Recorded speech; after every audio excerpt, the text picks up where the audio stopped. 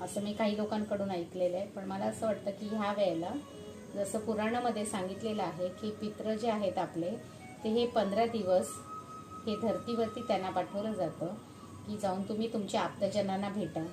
तर आपण ह्या दरम्यान त्यांना जे काही समर्पित करतो, तर आपल्याकडे नक्कीच एक प्रथा आहे की आपण त्यांच्या तिथीप्रमाणे किंवा काही लोक सर्व पित्रीलाच त्यांना कुठल्याही जेवण जे आहे ते जेवण त्यांना ठेवतात. पण जेवणाबरोबरच जर तुम्ही त्यांना, मी स्वतः जे करते फॉलो, मी ते तुम्हाला ते सांगते की मी रोज त्यांच्या नावाने 1 माळ जप करते.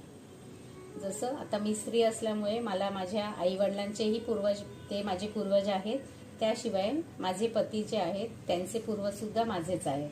तर त्याच्यासाठी मी त्यांच्या नावाने 1 माळ रोज जप करते. जसं ह्या माझ्या जपाच्या माळी आहेत,